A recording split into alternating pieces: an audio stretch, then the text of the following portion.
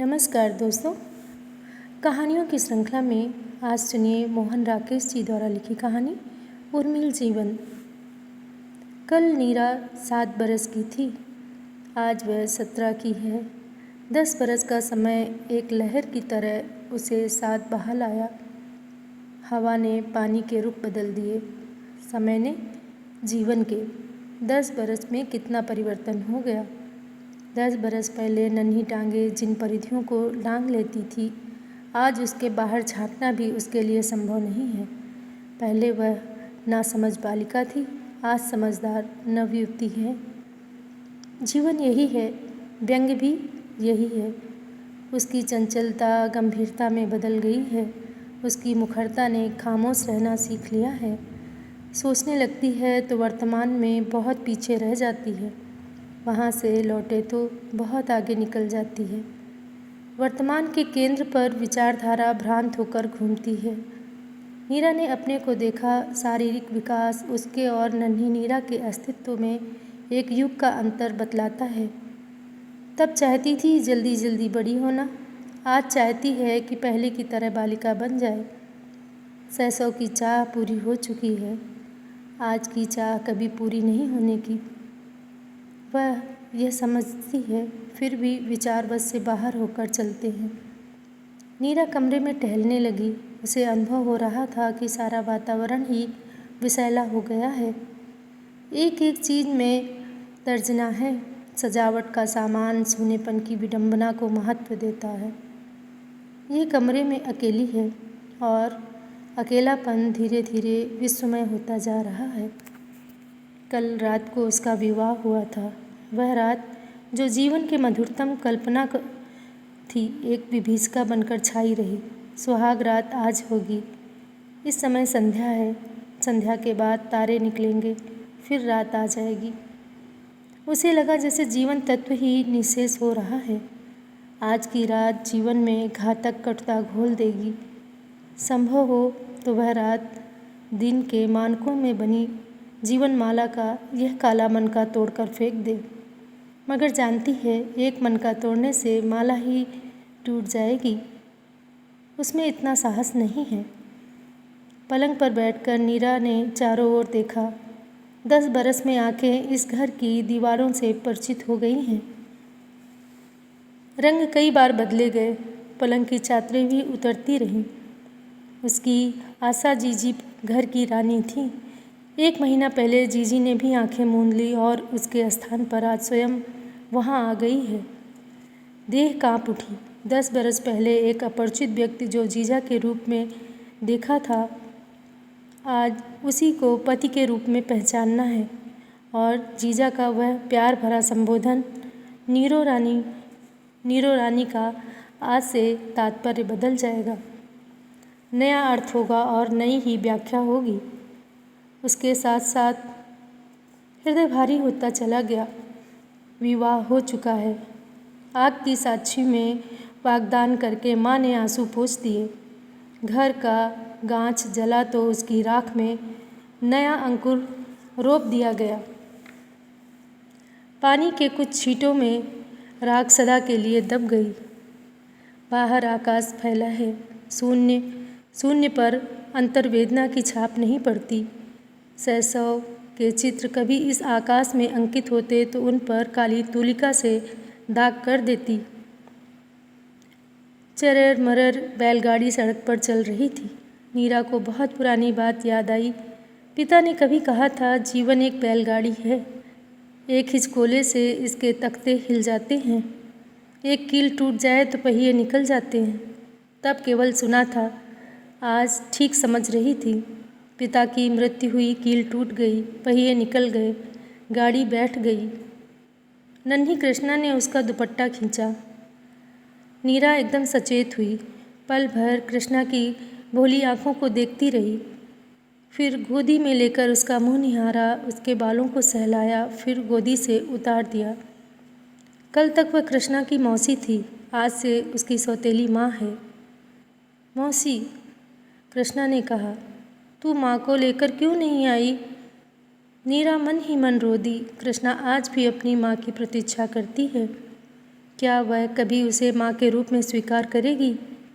Nero रानी का अर्थ बदल सकता है, पर कृष्णा का कोश बहुत छोटा है। वह अपने शब्दों का एक ही अर्थ जानती है।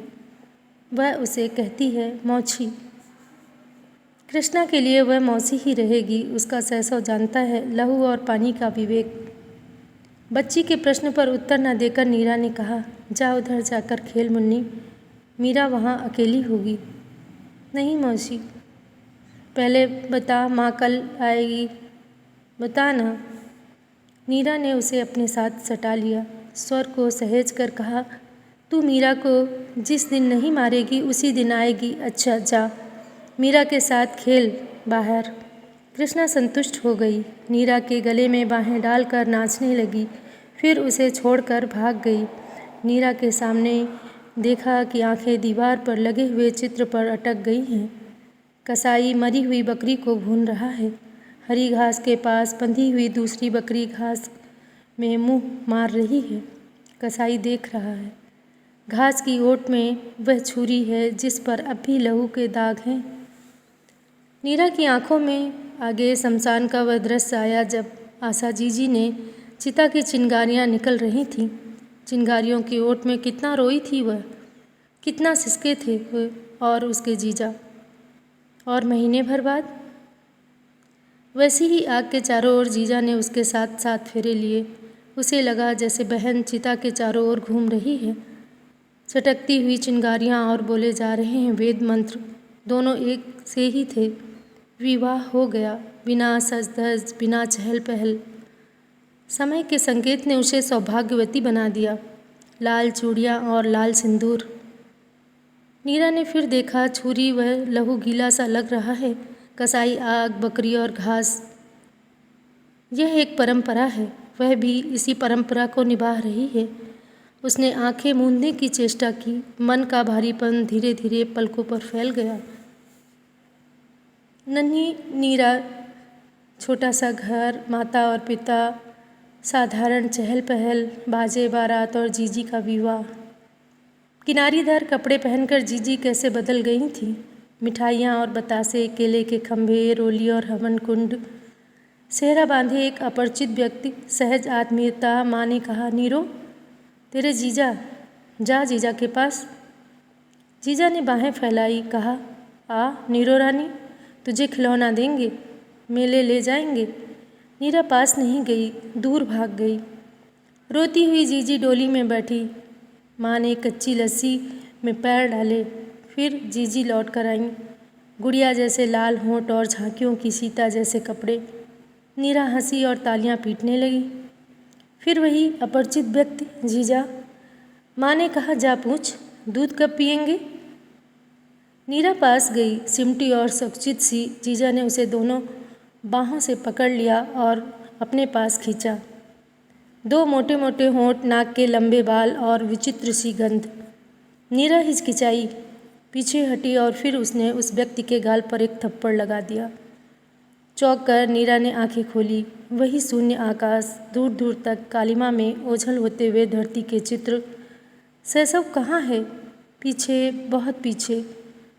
बीच में 10 बरस की दीवार है। झिंगुर बोलने लगे, अभी आधी रात होने वाली है। गोधूल के गहर पृष्ठ पर एक तारा झिलमिलाने लगा। नीरा की आंखों में 2 आंसू टपक पड़े। उसने झट से आंखें पोंछ ली। ये कैसा अपशगुन है? आज तो सुहाग रात है। पहले इसी कमरे में जीजी की सुहाग रात हुई थी और वह साथ का कमरा, उस कमरे में जीजी के प्राण निकले थे।